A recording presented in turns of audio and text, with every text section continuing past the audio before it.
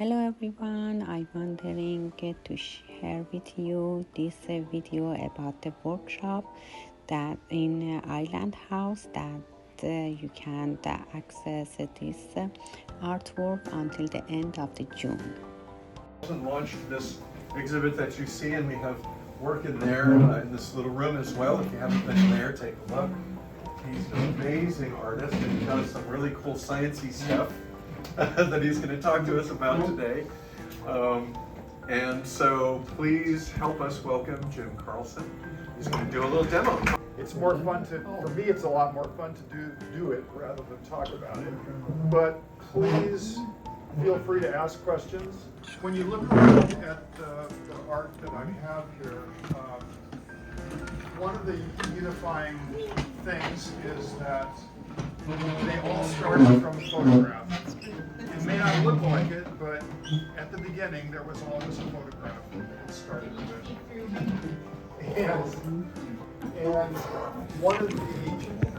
one of the other important things is that they all involve a transfer printing process, where the image is printed onto something, whether it be, in this case, paper, watercolor paper, or in some of the other cases, a sheet of acrylic plastic.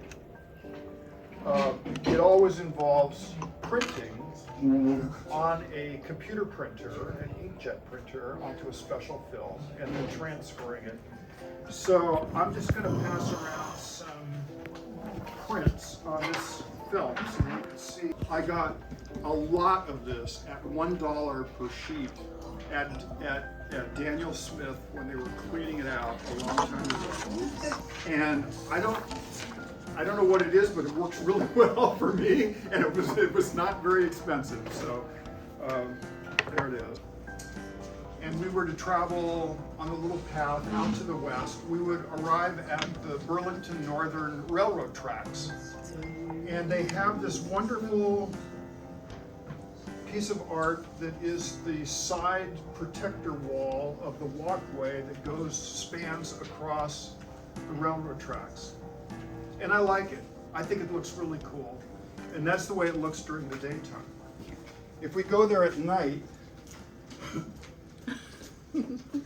as I go around here, we go there at night, Look at our technology. it looks like this. Look at our technology. And there's the railroad tracks, and they have some lights on it at night.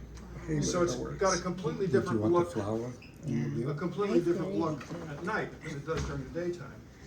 And if we go there just at the right time at sunset, and we place ourselves correctly, we get some really neat effects from people walking across and the sun setting behind. And so I got a picture of that. And there it is, printed out. Wow, fabulous. I like that. And so, He's not done with it. so now, if we just printed it out onto a straight piece of watercolor paper, it would sort of look like that. But if we, before that, if we paint the watercolor paper with some acrylic paint, which I've taken acrylic paint and I've diluted it with isopropyl alcohol to make it be very thin and watery, so that unlike thick acrylic paint that a painter might use onto a canvas, this works more like a watercolor onto watercolor paper. And if we get this lined up on our work surface with our little marks so that we get this right back into the right place, we can take our print and line it all up so that the colors that have been painted on are going to line up with parts of the image that we want. And you can see I have this on like a little hinge here where I can move it. I can move it back and forth. I can do things and I can bring it back. And it's all lined up as long as the paper stays within those marks. Now, there's two ways of doing it at this point. One way would be to use Purell hand cleaner, literally, lots of it. Like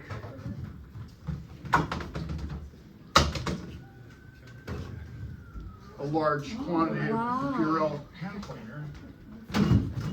But You don't get that at CVS, no, I take it. that's kind of hard to buy in those places. So that's one way of doing it.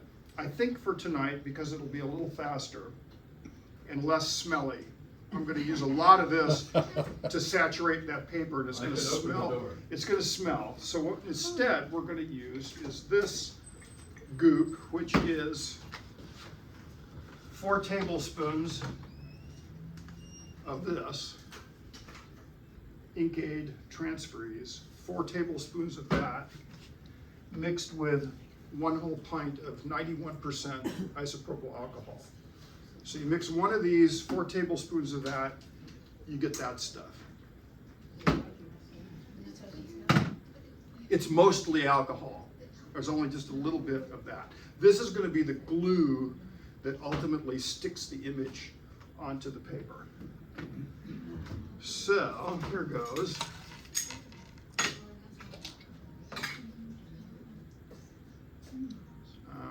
Foam rubber brush, because I can leave it in the bottle. It's slowly sinking into the paper, and the paper's getting saturated with this.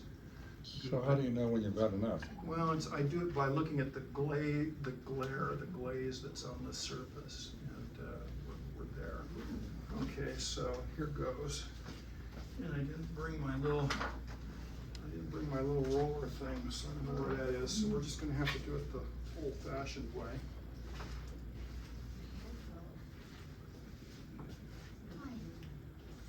Carefully get that on there. We're going to very carefully rub it down a little bit. And we're going to make sure that all the air bubbles, all the little air bubbles that were in there are going to go down. I know, I wish I could have this up at a 45-degree angle so it would be easier for you to see. Thank you. But as soon as this gets, okay. We must time it now for 3 minutes. It's not And very long. No, 3 minutes. It's going to sit on here for 3 minutes.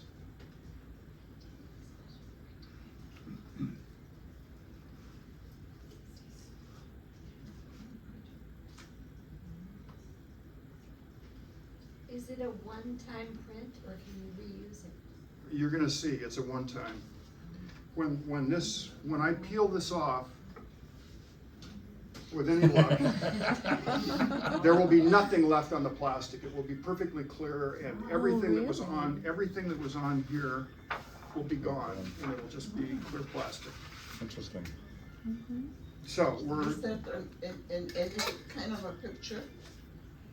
anything you can print on a computer printer, an inkjet printer, can be printed this way. And you can print it onto watercolor paper, you can print it onto rock, you can print it onto wood, you can print it onto plastic, whatever. But Whatever you have your to- mind can dream up. You have to make sure that the printed side is down. There's only one, that's right. The image is only on one side, and when I pass it around, you can see that. It's the emulsion that it's on is so thin you can't really see it. But if you were to put your finger and touch it to that side, it's sticky. On this side, plastic. So there is an emulsion on that side, and it left a fingerprint. But all that ink and whatever little emulsion is there is going to end up glued onto the paper, So you gotta glued remember onto the what rock, side is glued down. onto the wood, whatever you're into. Okay, so we're almost at 2 minutes. We only have another minute to go. It's really cool. So you got a technique piece over because here, it Jim. will Yes. match That's, with the not picture fitting the and description. That's how not it fitting the together. description. Okay, so there's one piece here that is different. That one that Mac has pointed to there, some of you can't see it. It's got 3-dimensionality to it. It's not flat, it's concave. There, the film was placed onto the work surface, and a dam was built around the perimeter, and it was 2-part crystal clear epoxy was mixed together and poured on top of it, a very thin layer, only 1/8 of an inch or so. a 24-hour cure, and halfway into it, 12 hours into the 24-hour cure, dam was removed, the thing was taken off the work surface, turned over, and with a razor knife and then a corner peeled up and a pliers on it, I yanked the film off of the half-cured epoxy, and the image stayed glued into the epoxy, and again the film came peeled away with nothing left on it. And then at that point it was still a little bit flexible. The epoxy hadn't completely hardened yet, although it had hardened enough to accept the image, and it was stuck into it. And it's now 3 minutes and 18 seconds, and let's So how do just you, do this. And so then it hardened up. I put it over a large wok, and let it harden into that shape. so how do you come about this? Trial and error or what? Start dreaming. No, well. Oh, like, you mean, how- well, yeah, I mean, Like the- fine tuning. Okay, so Yeah. here goes. We're gonna do it Like here. here, you did 3 minutes. Why isn't it 10 minutes? If you don't leave it on long enough, it doesn't come off too well. If you leave it on too long, it starts to. Okay. So there's a little bit of trial and error associated with it, right? Yeah, this isn't going to be a perfect pull, but it's not even going to be a good pull. But that's okay. Sometimes it doesn't always.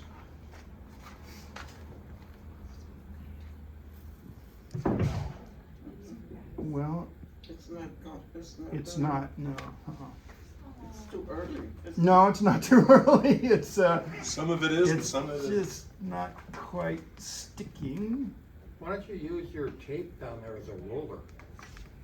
That might help. No, if you press on it too hard. But you're talking about you needed a roller earlier. Yeah, that's to make sure that there's no bubbles on it when it.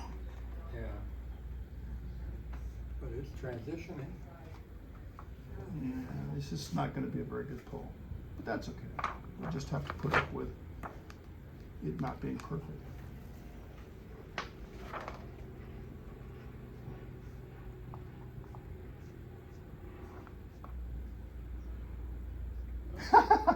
It just keeps getting worse as we go along.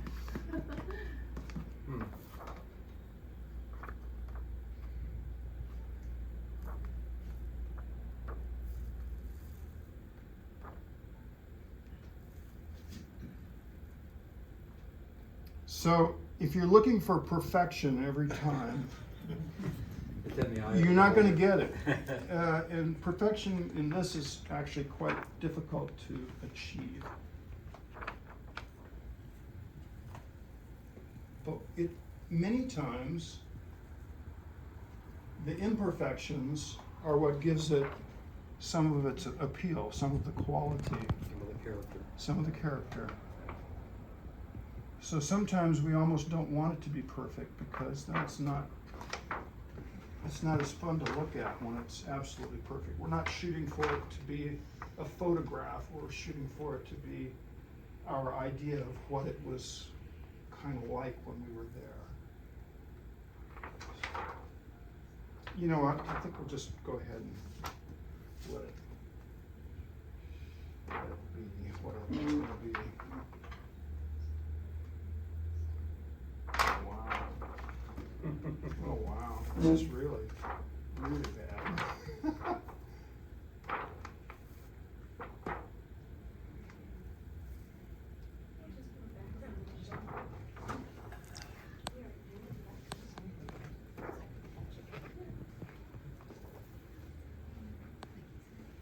Okay, so it didn't come away completely clear. We got left with divots that were left behind on the film, and so this is going to be different. I like it that way. I know, you know, it has its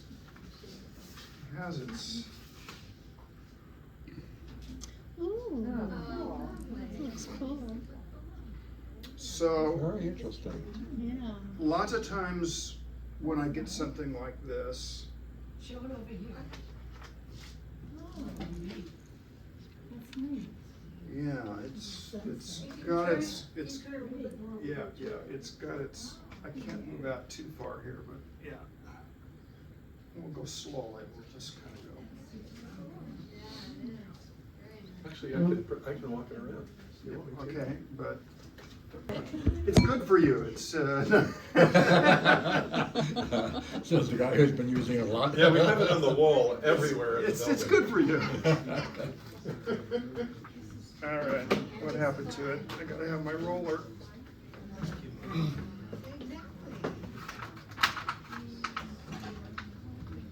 There you are. A brayer. That'll work.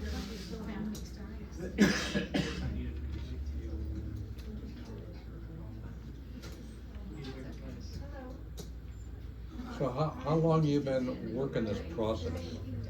I've been doing this, it's about, I started out with a different, the woman artist who actually came up with the idea of using the computer printer and the Purell and the film, there was no transfer film at that point, and so she worked with a printer to basically invent the transfer film. And she and two other ladies from the Seattle area, her name is Bonnie Lahota, she went on to form a small company called DASS. And they, for the longest time, were the only ones that sold the materials for doing this. And I started, because I found a book of hers on Amazon, and I think the first one of these that I did was probably around 2010, maybe a little earlier. So she went on to write 2 or 3 other books about it and develop even more and different materials.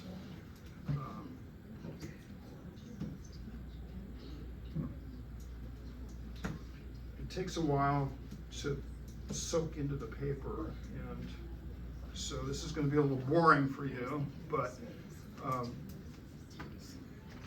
yeah, so I guess I've been doing it 10 or 12 years, and the first ones were only with Purell and watercolor paper is a starting point for doing something else with it. This one is going to be really peculiar. It's, I think I didn't get enough Purell into the paper. And so it's going to have all kinds of really weird little, I don't know what the right word is. But it seemed like you put a lot on there. Well, I know it seems like it, but like I say, you gotta use, that's why, you've gotta use a lot of Purell to, you see all these little. Yeah. It's gonna be strange.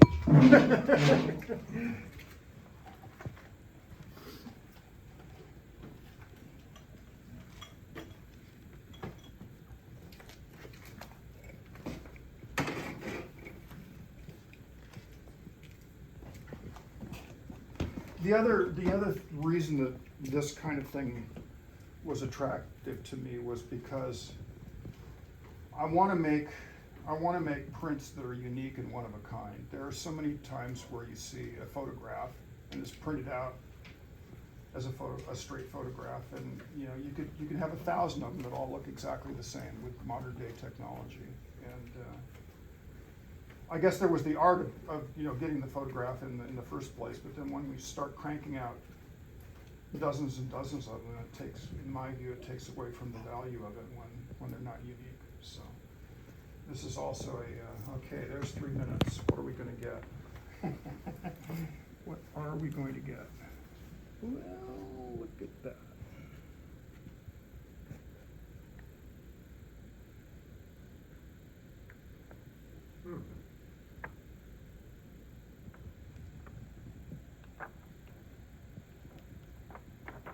Yeah, I think we're going to get a lot like what we had before. Ooh. Well, that's cool. Well, yeah, it's different. It's like not cool. That's cool. not cool. That's too much.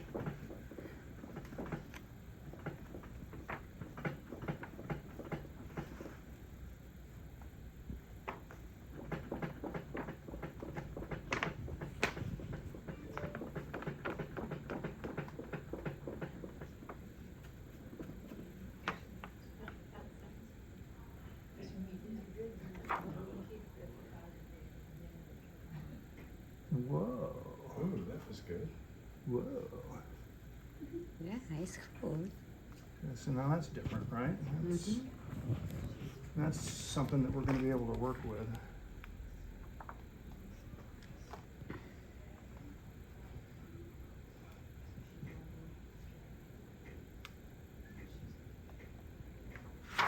Wow.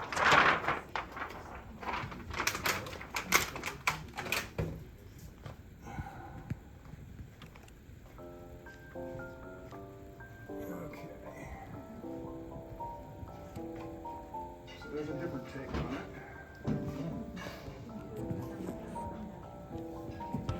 And so even though this one didn't have, the paint that you paint on tends to aggravate the pull-offs and the ability of the print to stick. This one didn't have much paint on it at all. It only Thank you so much for watching this video. I hope you enjoy it as me. The next show in Island House could be my artworks. I invited you, all of you that visit this gallery, because my artwork include of Iranian motifs as well. I hope I will see you in this gallery for after July.